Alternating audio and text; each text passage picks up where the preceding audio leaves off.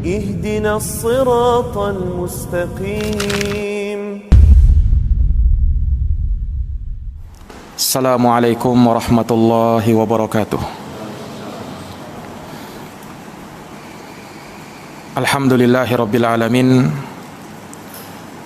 Wabihi nasta'inu ala umurid dunya waddin. Asyhadu an la ilaha illallah wahdahu la syarikalah.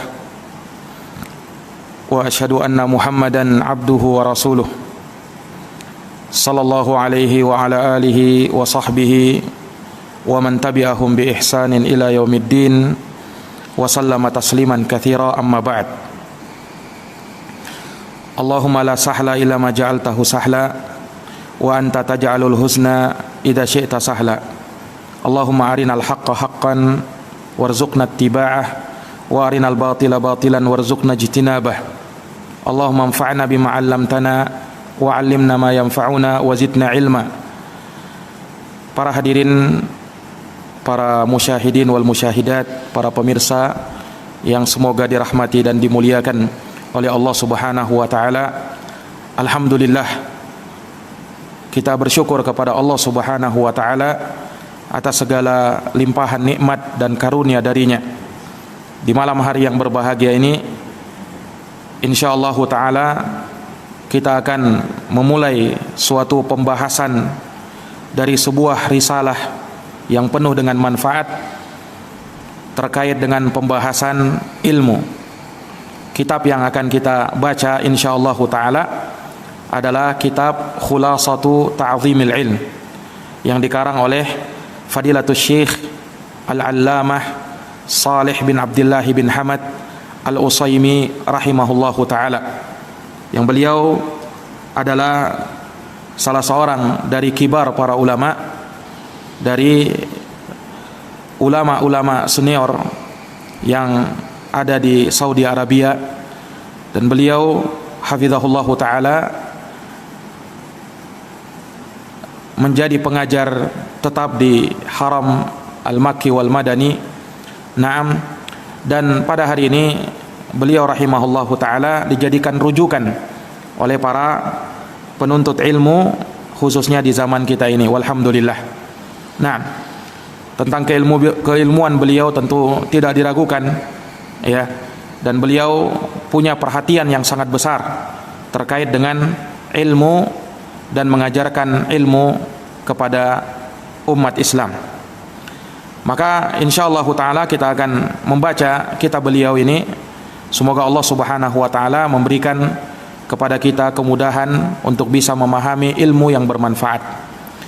Namun sebelum itu, sebagai pendahuluan sebelum kita membaca kitab ini, maka perlu kita ketahui bersama bahwa ilmu adalah sumber dari segala kebaikan, baik itu di dunia ataukah di akhirat. Semua kebaikan yang ada di dunia maupun di akhirat, maka itu semuanya bersumber dari ilmu.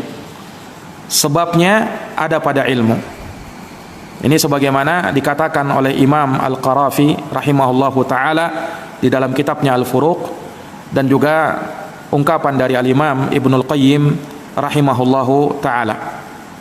Nah, dan ini adalah pemahaman yang terambil dari hadis Rasulullah sallallahu alaihi wasallam.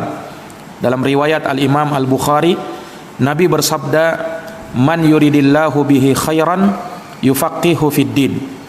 Barang siapa yang Allah inginkan padanya kebaikan, maka dia akan diberikan pemahaman di dalam agama. Barang siapa yang Allah inginkan padanya khairan, kebaikan, kebaikan yang luas, kebaikan yang banyak, kebaikan fid dunya wal akhirah, maka hendaknya dia dekat dengan ilmu.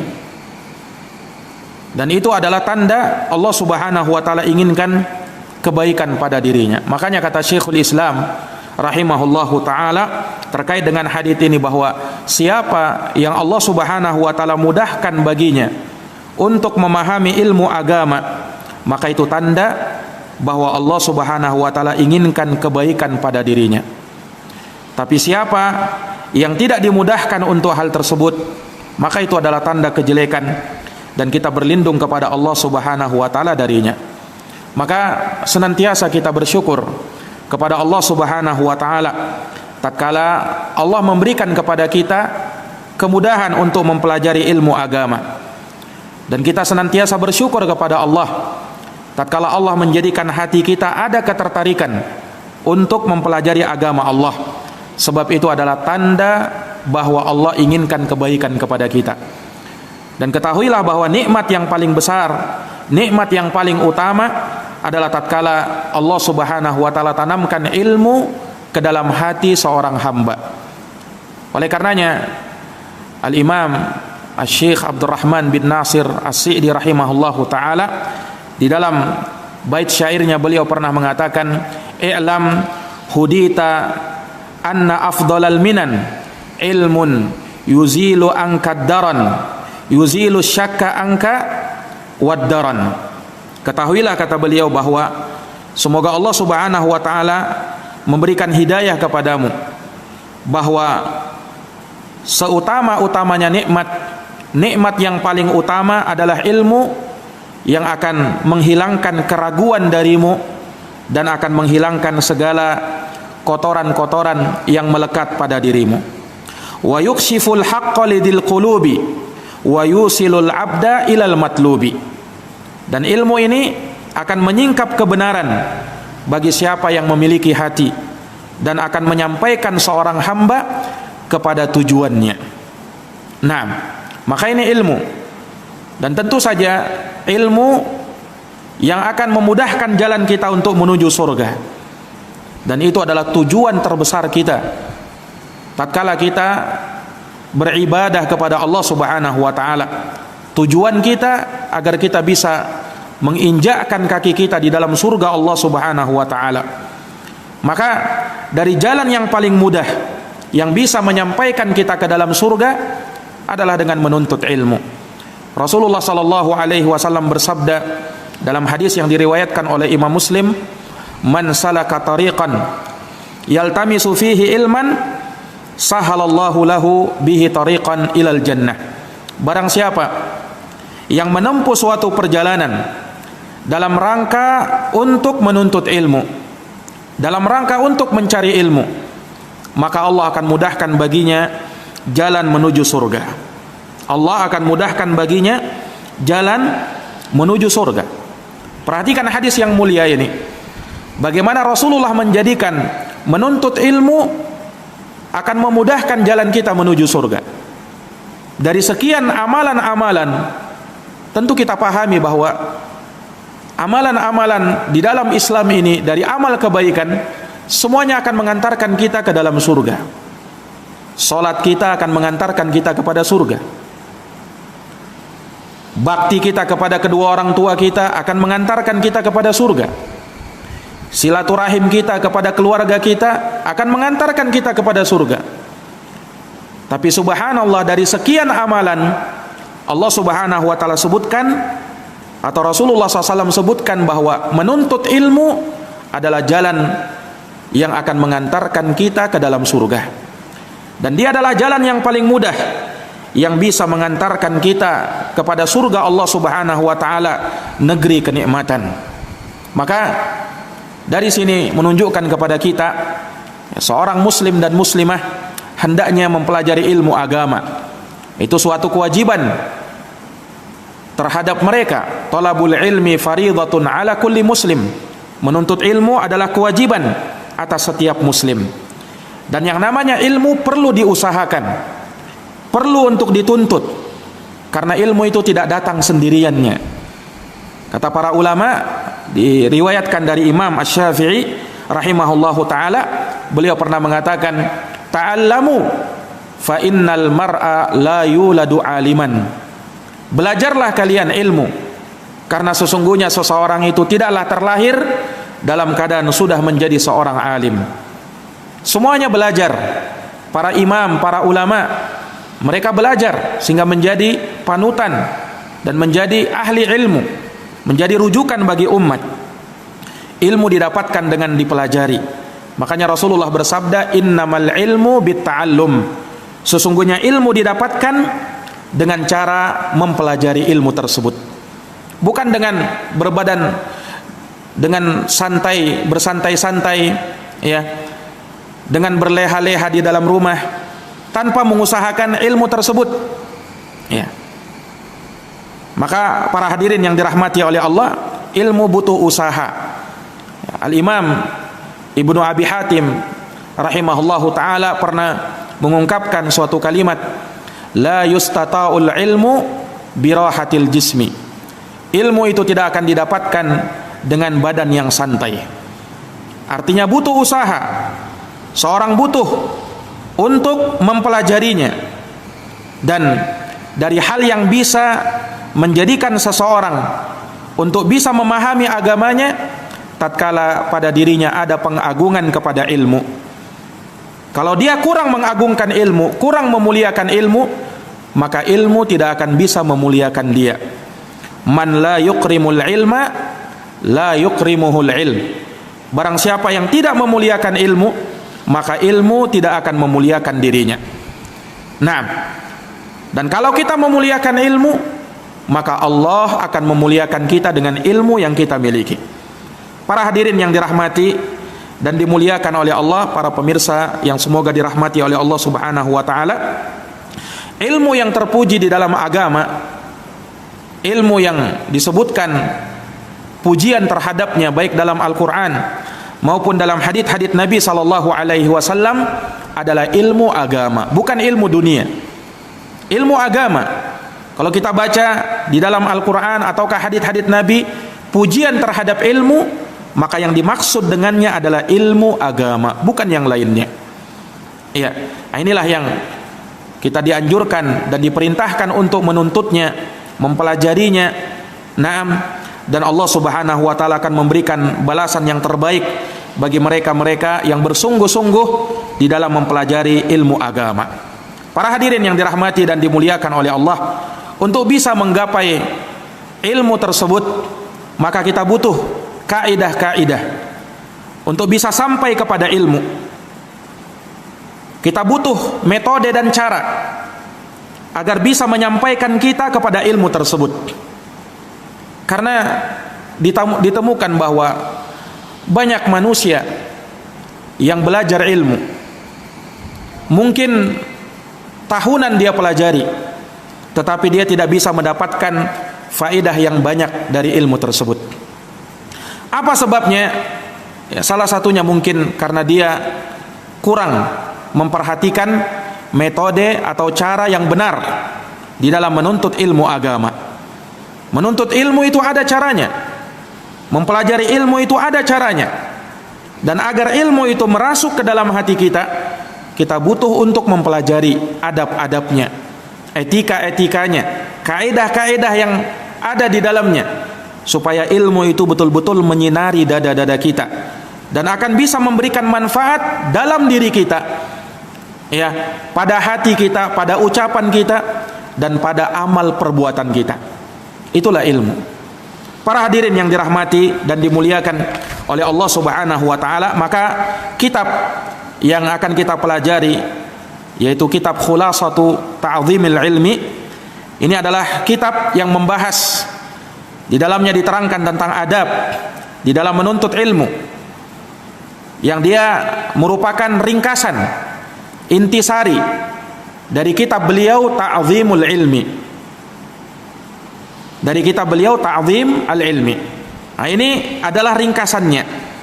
Dan sebagaimana ya kitab Ta'zimul Ilmi karya beliau dan juga khulasahnya, pembahasannya ya tentunya sama dan memuat intisari dari kitab asalnya, yaitu kitab Ta'zimul Ilmi. Di dalamnya beliau sebutkan ada 20 ma'qid, ada 20 poin, ada 20 kaidah yang beliau ringkas dari kitab tersebut.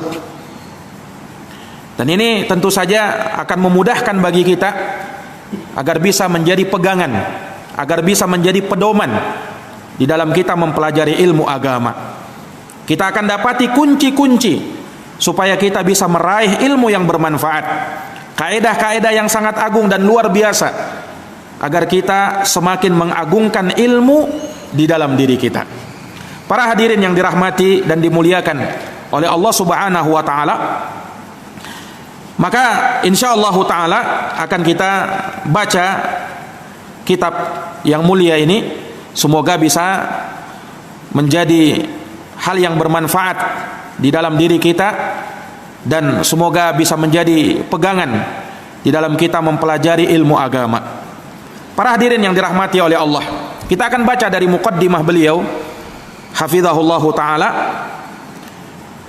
Di sini beliau membuka kitabnya dengan basmalah. Bismillahirrahmanirrahim. Dan memulai dengan basmalah, ini tentunya merupakan kebiasaan para musannifun, para pengarang buku-buku ilmiah. Mereka selalu memulai tulisan dengan basmalah. Dan ini tentunya dalam rangka mencontoh Al-Quranul Karim, yang semua surat di dalam Al-Quran dimulai dengan Bismillahirrahmanirrahim. Dan juga mencontoh Nabi SAW dalam surat menyurat beliau, yang mana diawali dengan Bismillahirrahmanirrahim. Dan juga memulai dengan basmalah dalam rangka untuk meminta pertolongan kepada Allah Subhanahu wa taala.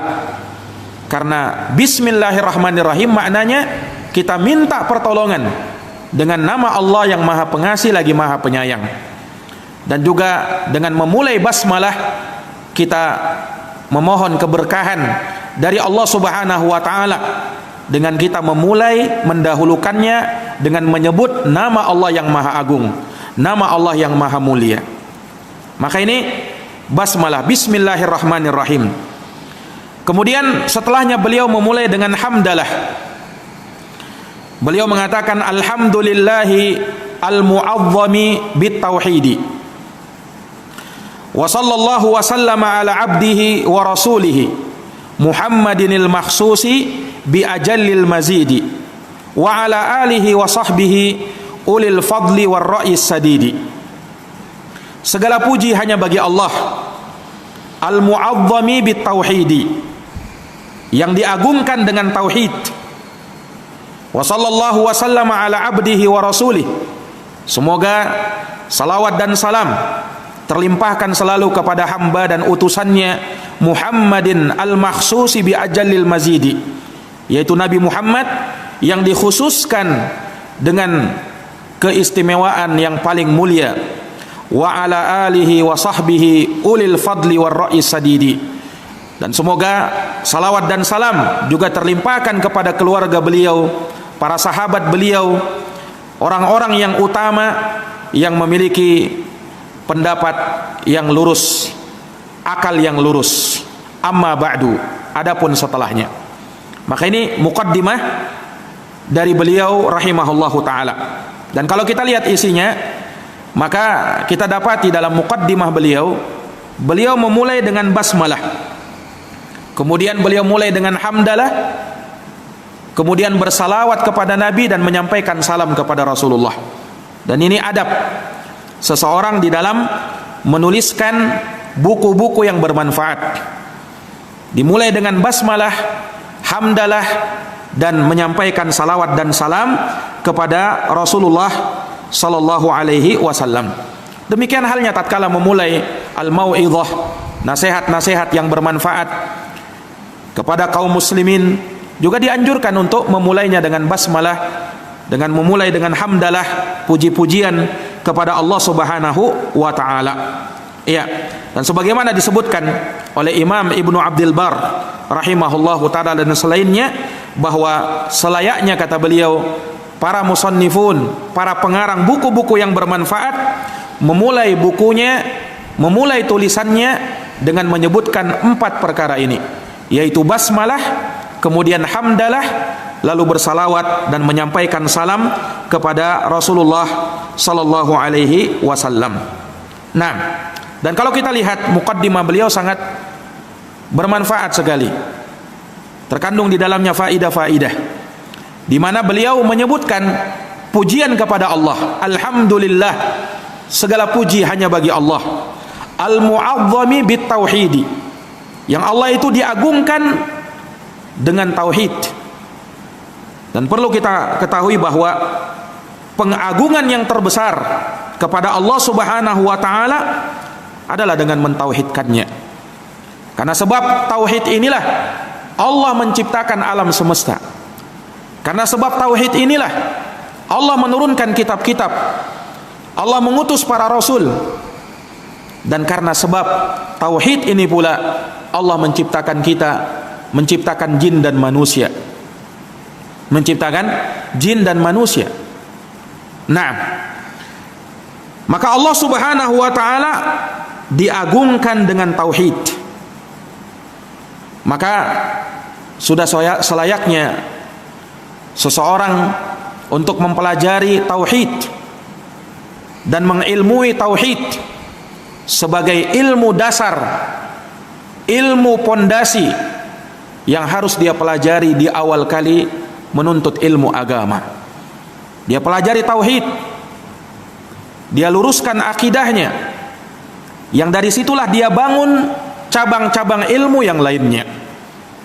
Nah, kemudian setelahnya beliau menyampaikan salawat dan salam semoga terlimpahkan kepada hamba dan utusannya.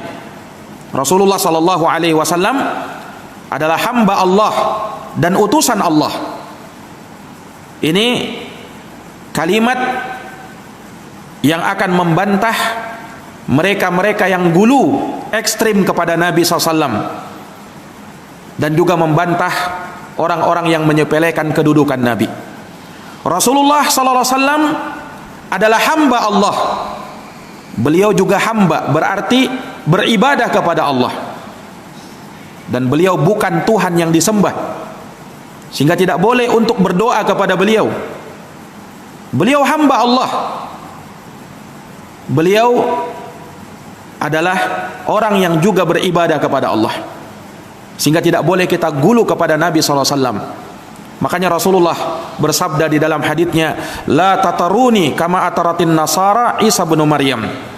Janganlah kalian berlebih-lebihan di dalam menyanjungku sebagaimana berlebih-lebihannya orang Nasara di dalam menyanjung Isa putra Maryam.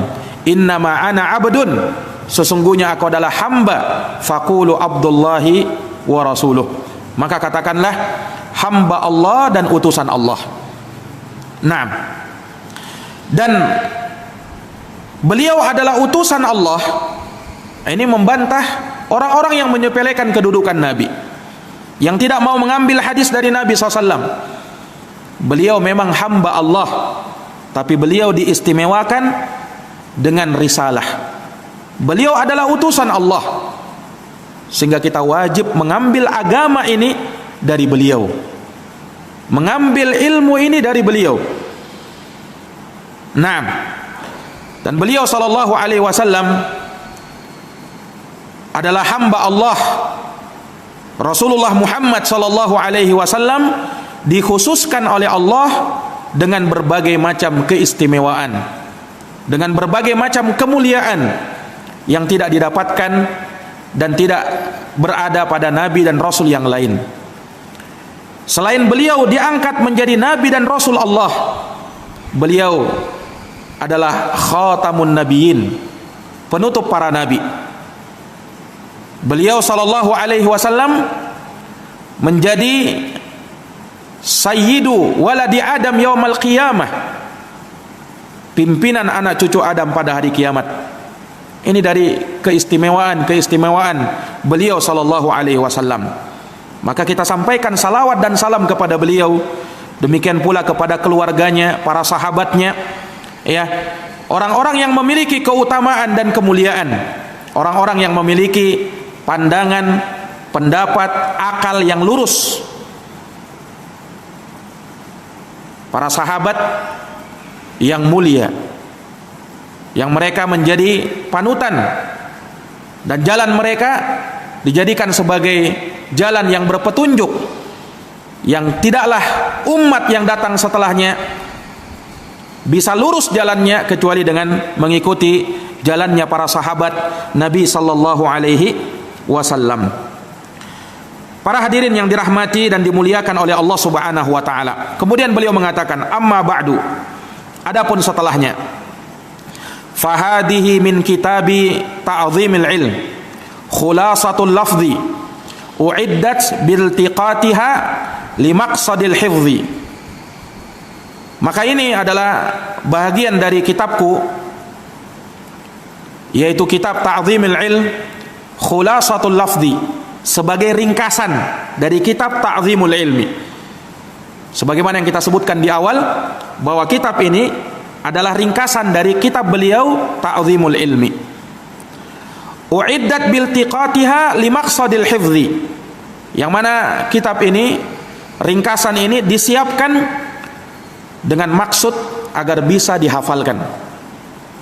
Fastukhrija minhu lil manfaatil madhkuratil lubabi, atau fastukhrija minhu lil manfaati al madhkurati al lubabu, yang mana dikeluarkan dari kitab Ta'zimul Ilmi tersebut intisarinya, poin-poin terpentingnya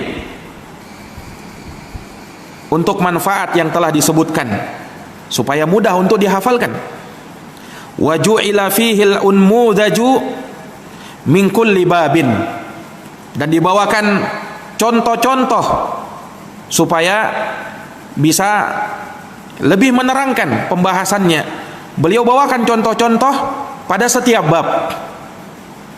Tentunya dengan adanya contoh, fabil misal yaqtadihul maqal. Dengan adanya contoh akan memperjelas, ya, dan semakin memperjelas maksud dari pemaparan beliau. Liyakuna fi nufusi talabati syamsan nahar. Kata beliau, hal tersebut juga agar menjadi cahaya atau matahari di siang hari bagi jiwa-jiwa para penuntut ilmu. Ini agar semakin terang, semakin jelas perkaranya.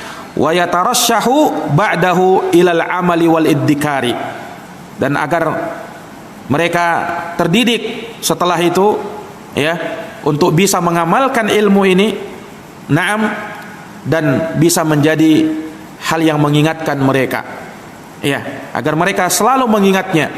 Ya, tentunya kalau sebuah kitab yang besar kemudian diringkas menjadi singkat, menjadi kecil, ini akan memudahkan kita, ya, supaya bisa dihafalkan, supaya mudah untuk diingat, supaya mudah untuk dipahami.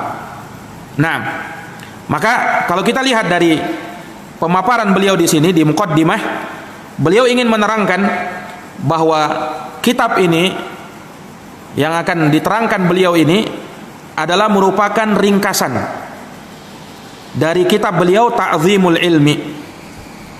Kemudian beliau bawakan contoh-contoh penerapan untuk semakin memperjelas, untuk semakin menerangkan maksud beliau, dan hal tersebut ditujukan supaya lebih mudah untuk diingat dan lebih mudah untuk diamalkan.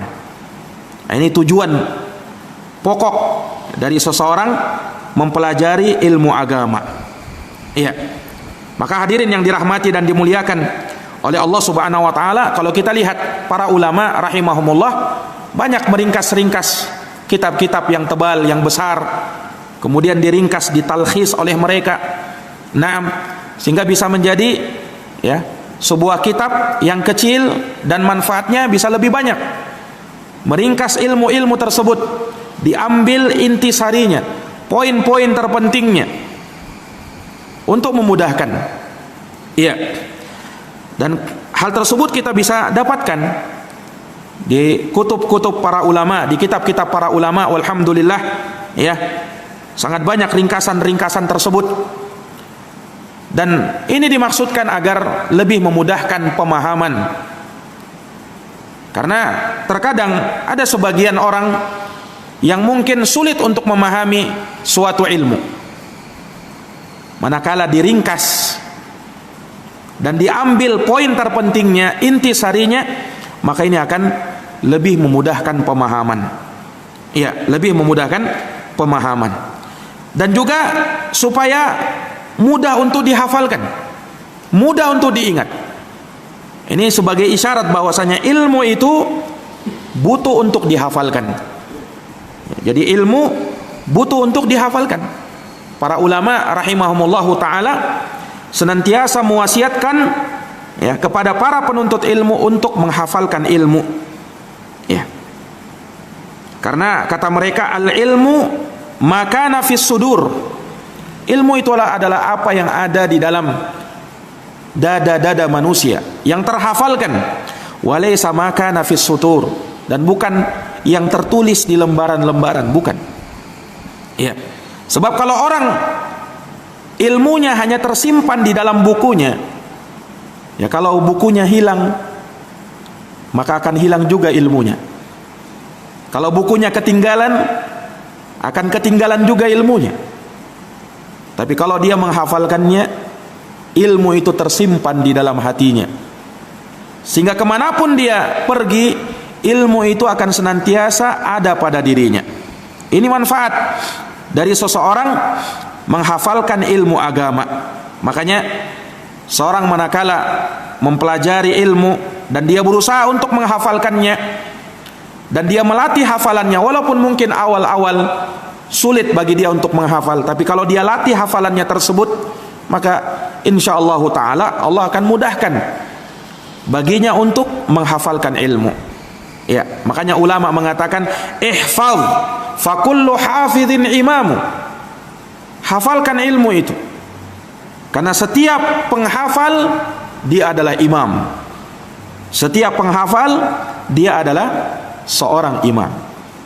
Nah, maka ini para hadirin yang dirahmati dan dimuliakan oleh Allah, para pemirsa yang semoga dirahmati dan dimuliakan oleh Allah Subhanahu wa taala. Dan jangan lupa bahwa dari ilmu tersebut puncak dan tujuan akhirnya agar kita mengamalkan ilmu itu. Karena ilmu bukan hanya sekedar untuk diketahui, ilmu bukan hanya sekedar untuk dihafalkan, tapi ilmu untuk diamalkan. Nah, itulah tujuan terbesar dari seseorang mempelajari ilmu. Iya. Makanya sahabat Abdullah Ibnu Mas'ud radhiyallahu anhu pernah mengatakan, ta'allamu fa idza alimtum fa'malu. Pelajarilah ilmu. Kalau kalian sudah dapatkan ilmu itu, maka amalkan dia. Tidak ada artinya ilmu kalau tidak diamalkan. Iya. Dan seorang yang berilmu nanti dikatakan berilmu kalau dia mengamalkan ilmunya. Kalau dia tidak mengamalkan ilmunya, maka senantiasa dia akan disebut sebagai orang yang bodoh, orang yang jahil. Karena dia tahu ilmunya, tapi dia tidak mau mengamalkannya. Nah, maka ini dari penjelasan beliau. Kemudian beliau berdoa kepada Allah Subhanahu wa taala, fa as'alullaha li wa lahum luzuma ma'aqidit ta'zim wal fauza bi jawami'i fadlihi al-azim. Ya. Jadi kata beliau rahimahullahu taala, aku meminta kepada Allah untukku dan untuk mereka luzuma ma'aqidi at-ta'zimi, agar bisa komitmen, bisa istiqamah untuk berpegang dengan poin-poin ya, ma'aqid at-ta'zim, kaidah-kaidah agar kita bisa mengagungkan ilmu itu.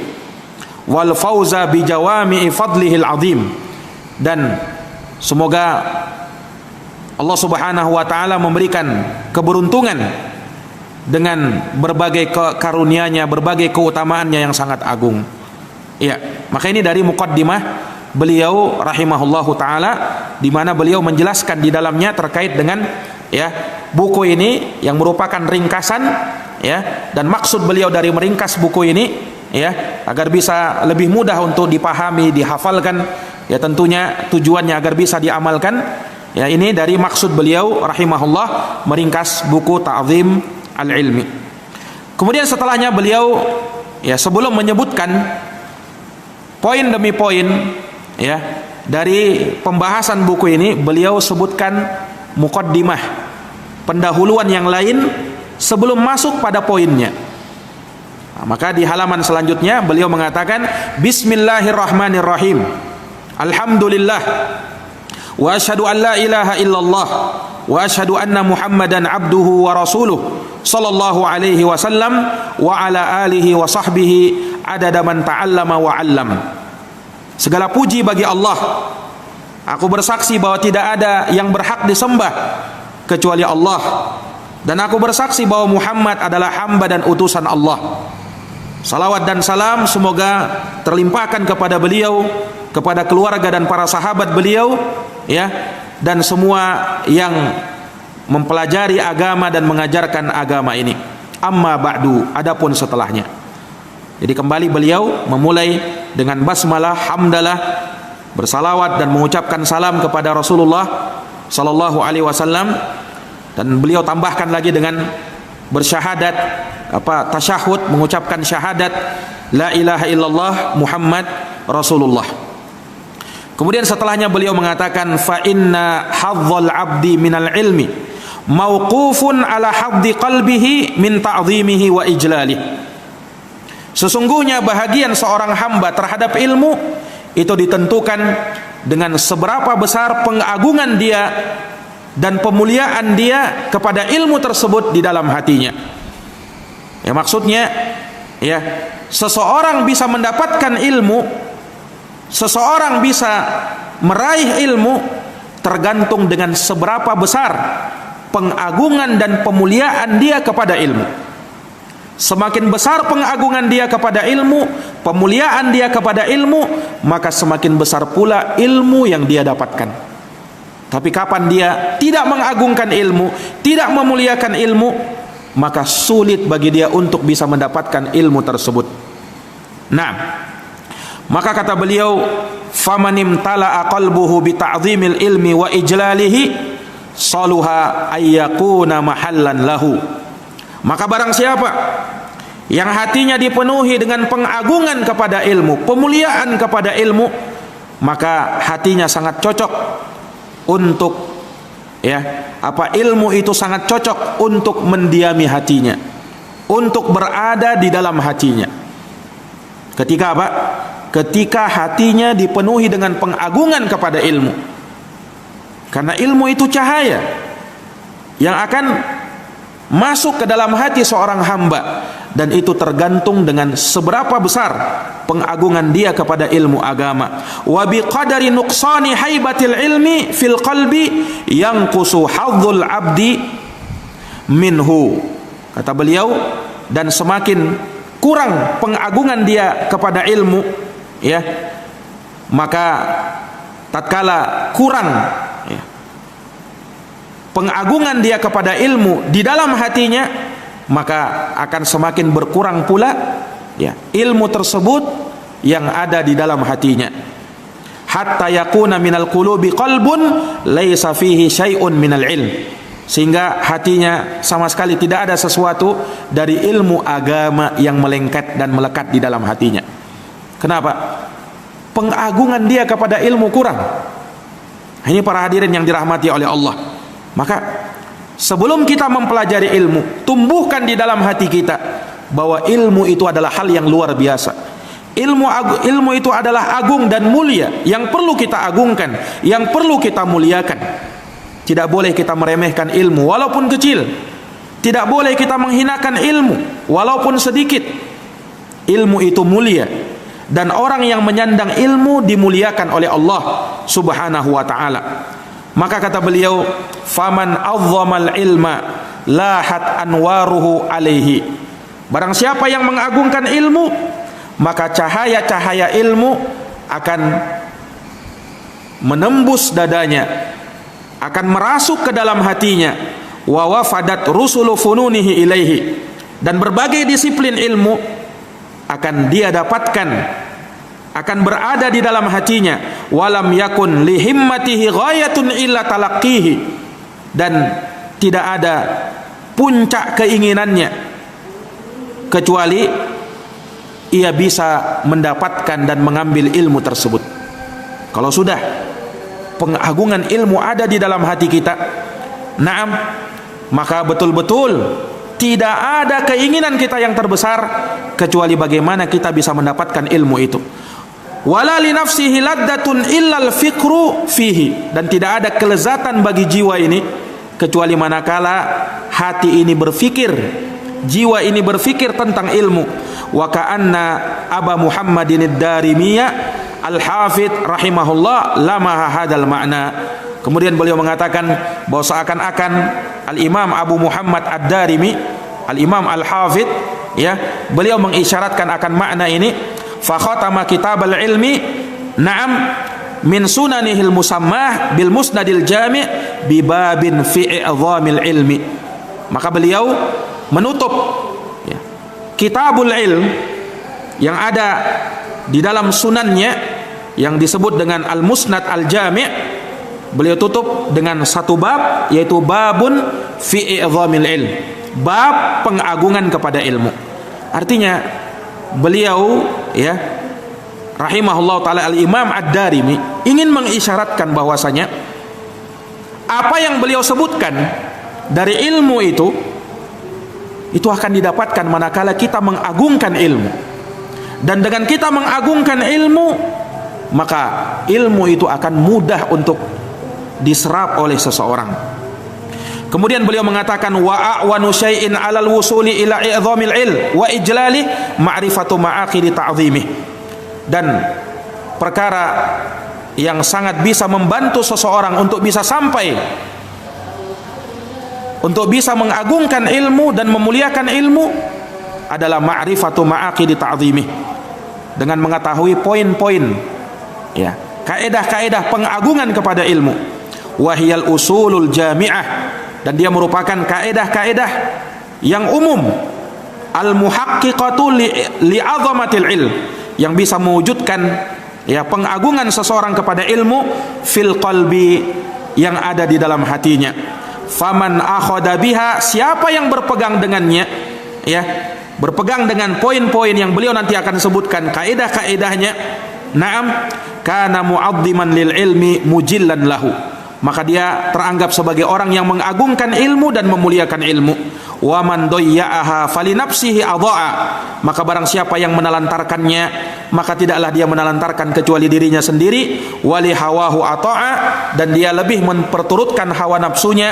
Fala yalumanna in fatara anhu illa nafsah, maka jangan dia mencela kalau dia futur dari ilmu itu kecuali dirinya sendiri. Yadaka au kata wa fuka nafakh, ini ungkapan orang Arab, seorang yang membinasakan dirinya, ya, yang dia, na'am, kedua tangannya katanya memegang, ya, suatu balon yang dia ini tidak bisa berenang, ya. Ada perumpamaan, ya, orang Arab, ya, kisah seorang yang dia ingin menyeberang sungai, kemudian dia tidak bisa berenang, dia punya balon, dia tiup balon tersebut, ya, dengan harapan balon ini bisa menjadi pelampung bagi dia. Maka dia tiup, kemudian setelahnya dia nyebrang sungai itu dengan berpegangan kepada balon itu. Tapi dia tidak ikat, dia hanya pegang saja ujungnya. Kemudian dia terus berenang, ya, hingga sampai ke ujung. Tapi belum sampai ke ujung, di pertengahan ini apa namanya, ya, anginnya keluar sedikit demi sedikit. Akhirnya belum sampai dia sudah tenggelam duluan.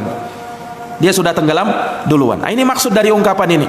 Orang yang membinasakan dirinya. Yadaka au kata wa fuka nafakh. Kedua tanganmu memegang, ya, na'am, balon tersebut, sementara mulutmu meniupnya. Kemudian beliau mengatakan wa man la yukrimul ilma la yukrimuhul ilm. Barang siapa yang tidak memuliakan ilmu, maka ilmu tidak akan bisa memuliakan dirinya. Nah, maka ini sebagai muqaddimah, insyaallah taala di pertemuan berikutnya kita akan masuk menyebutkan poin demi poin dari bagaimana kita bisa mengagungkan ilmu, dan semoga Allah Subhanahu wa taala memberikan kemudahan kepada kita untuk bisa memahaminya.